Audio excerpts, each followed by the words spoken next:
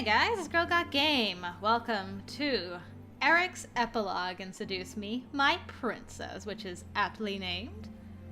So yeah, all I can say is hashtag Uberis, I guess. Uberis. Instead of Uzeris. I can't wait to see like all the Bay references to each of these guys. But Uberis is definitely my Bay for right now. I can't wait to see what his epilogue has in store for me. My sweetie. What's your name? Angel. There we go. When you're dating someone, you expect surprises. Depending on who you're dating, the surprises can range from a new habit they may have or something that may change how you see them.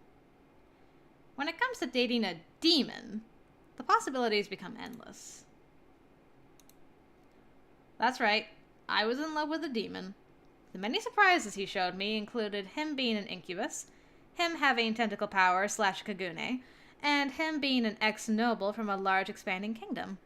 I didn't think anything could take the cake on top of these things. I was wrong. Ooh. I found myself dressed to the nines, sitting in my fiance's luxury car as we drove into the city of Chicago.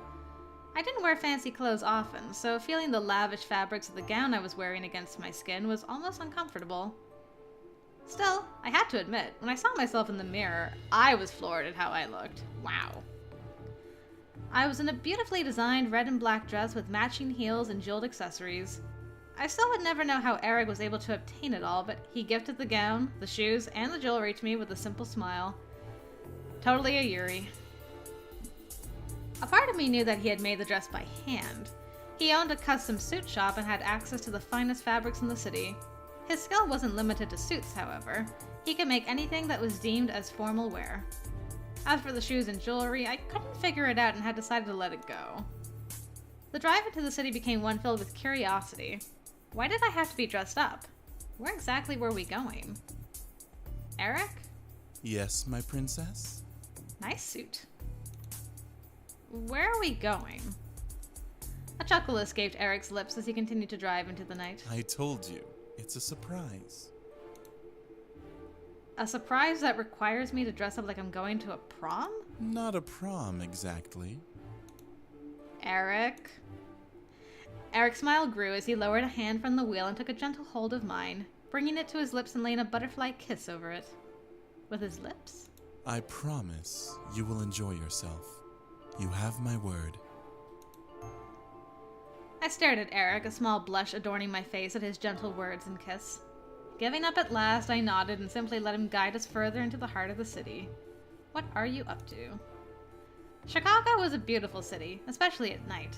The lights that illuminated the streets and buildings were a grand sight to behold, and the lively aura of the night's energy that filled every alley and sidewalk was simply enchanting. You could take me out of Chicago, but you could never take the love of Chicago out of me. To my surprise, the traffic towards our destination was almost non-existent. We were in the richest part of Chicago, and at last we arrived at our destination, one that took me completely off guard. The outside looked like a regular business building. At the very top of the tower was a large sign that said, "The Gateway," in bright yellow colors. Something about it stood out somehow, which made me curious. What was in store in this place? Erik led me out of the car, opening my door for me and escorting me out with a gentle hand. As he closed the door behind me, a man dressed in a bellboy suit rushed up to Erik and held out his hands. Erik dug his hands in his tuxedo pocket and finally took out a small white envelope, passing it and his car keys to the bellboy. The bellboy took the items and quickly rushed to the driver's side of the car, driving it off like a valet. I watched the car head into a nearby parking lot as I unconsciously took Erik's arm. As I turned back to him, I could tell that I was in for more surprises. He handed me a mask and silently instructed me to put it on as we walked up the steps to the door. It fit like a glove. Ooh. A pair of bellboys opened the doors for Erik and me, revealing a lavish lobby with a single, large pedestal platform in the middle of the room. Stepping up to it, we were stopped by a large woman in a dress suit. Invitation? I looked at Erik, watching him take out a golden slip of paper from his pocket and pass it to the woman. The guard looked over the parchment before nodding to Erik and stepping away from our path to the pedestal. Where on earth were we going? Because this line is here, I'm like, are you taking me to the demon realm, sir? I remained silent still as we stepped up to the platform and settled in the middle of it, Erik guiding us to stop and stay still in place. Erik nodded to the guard, who simply nodded back and waved her hand in the air. As she did, the pedestal beneath us suddenly shifted and began to rise into the air. Whoa! I gripped Erik tightly as the platform beneath us ascended through the building. All around us were sights of pictures and diamond chandeliers. Whatever this was, I could tell that this was by no means a regular event. When we reached the top floor, or what I assumed to be the top floor, we were greeted by a pair of women in waitress suits bowing to us in respect. As their bird tail feathers and pure black eyes presented themselves to me, I knew then that this was a demon party. Ah. The doors opened to a large ballroom, one that definitely didn't seem to fit the inside of a suite room. All around were couples and groups mingling and dancing elegantly to the sounds of Victorian-style orchestral music. I was astonished, even as I was led in by Erik. Everyone was dressed in modern formal wear with a range of dresses and tuxedos. It was almost dizzying how much the aged music clashed with the modern fashion of the patrons. Okay, though, but for real, I would love to go to a place where they played actual Victorian music and had actual Victorian dancing. I would love that. Why can't that come back into style? Yet I couldn't tear my eyes away from the sight of the guests. Wow. Welcome to a small taste of the demon world, my princess.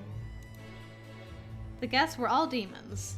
Some with horns, some with tails, and the rest with an assortment of different looks. It was a conglomerate of people, and I felt a bit out of place as someone who looked obviously human. As we stepped further into the space, a voice chirped out. Erik, my boy! Come, fly over here, will you?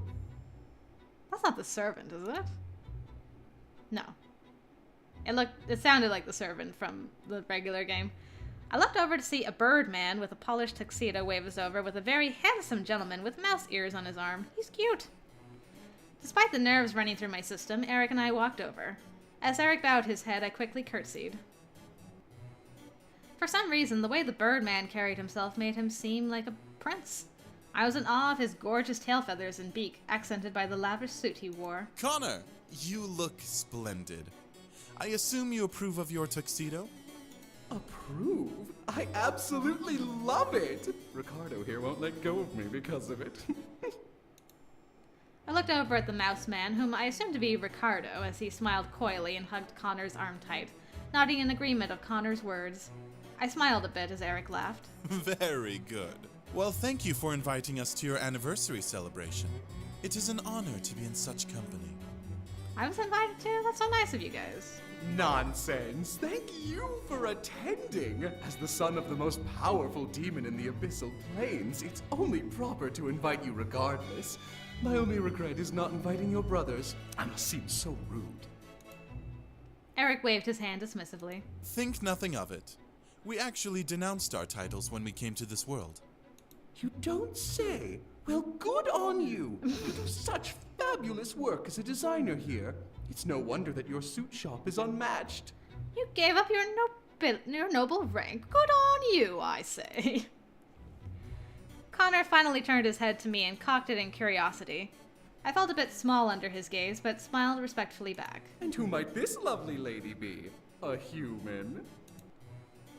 Erik nodded and lifted my hand to his lips, kissing it respectfully before our conversation partners. This is my wonderful princess.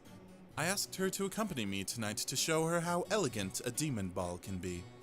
How marvelous! I rarely get to meet humans. It is an absolute delight to meet you. Connor held out his hand towards me, making me place my hand in it out of manners. Instead of kissing my hand, he lifted it to his beak and very gently nipped a couple of times at the back of it, making me giggle a bit. It's a pleasure to meet you, too. Connor released my hand and smiled at me before looking back at Erik. Well, Erik, princess, it's been an absolute pleasure to meet you. Please enjoy the ball. Dance and eat as much as you like. That I can do. We shall. Thank you. With that, Erik and I walked away from Connor and Ricardo, both of whom were waving at us before turning to find new conversation partners. So this is a demon ball? Yes, princess. You've been curious about what life was like for me in the demon world, yes? I nodded. I was indeed curious about Erik's life in the demon world, but I didn't expect him to give me an experience. This was completely out of the blue.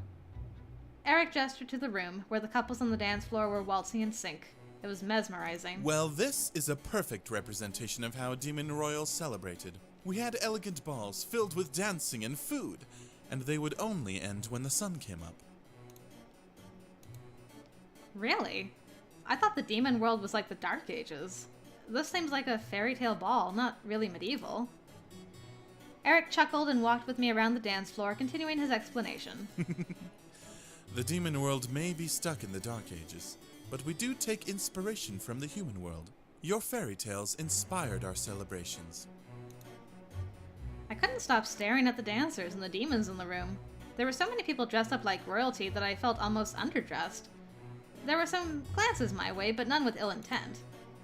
It was probably natural, since I was a human in a room full of demons. Slyly, Erik led me onto the dance floor and began to waltz with me to the music. We remained outside of the crowd, dancing to our own beat and sways as the rest of the dancers kept in time and step with the synchronized dancing. So, instead of getting phones and computers, you got balls and dresses. You are correct. The demon world has no need for computers or phones, but new traditions of celebration are always welcomed. No raves or clubs? Too human for our tastes. No light shows or DJs? These are all good things. Victorian dancing! There is nothing greater! That would require electricity, my princess, which we don't care to use. To us, it's a waste of energy. I pursed my lips at Erik as he slowly began to ease us into the crowd. I barely noticed the dancers moving aside and stopping their dances to stare at us as I locked eyes with Erik, continuing the conversation. Do demons have balls often? Unfortunately, no. Hosting celebrations take a large amount of resources, so we save balls for only the most grand of occasions. Like birthdays? Demons don't celebrate birthdays, princess. However, we celebrate the peaceful uniting of kingdoms or the crowning of a new ruler. I became fascinated, even as Erik began to twirl me around and add elaborate steps into the dance between us. We both focused on each other as we let the world around us fade into a blurred outline of people and decor. However, the human world has provided demons here the means to celebrate many more things. Like Connor's anniversary? Erik nodded and dipped me for a moment, staring deep into my eyes. Exactly. Whoa! Man, you're so handsome! I can't stand it. I held on to Erik, mesmerized in his lovely purple eyes. I squeezed his hand gently and caused him to lift me back up and hold me close in a loving embrace. And one day, I would love to hold an elegant ball for our union. Hell yes! Erik. My face began to glow a soft rosy red as I smiled up at my prince. I loved him with every ounce of my being, and a fairy tale wedding and ball seemed like a perfect way to celebrate. I stretched up on my toes and kissed Erik ever so gently before pulling away with a giggle. I would love that. Erik stared at me in surprise for a moment before chuckling and nuzzling his head against mine, a playful but loving smirk against his lips. My beautiful princess, I am yours forever. And I am yours, my Prince Charming. And the night became one of fairy tale dancing and a seemingly happy ever after for me and my demon prince. Woo! So romantic. There was so much about that I loved. Oh, Erik. You're so perfect in every way. Well, that's it for now for Seduce Me. We're going to take a break again, but I hope you guys enjoyed that. I certainly did. Now that we're done this for right now, we're going to go back to Hatful Boyfriend Holiday Star and do the second story in there.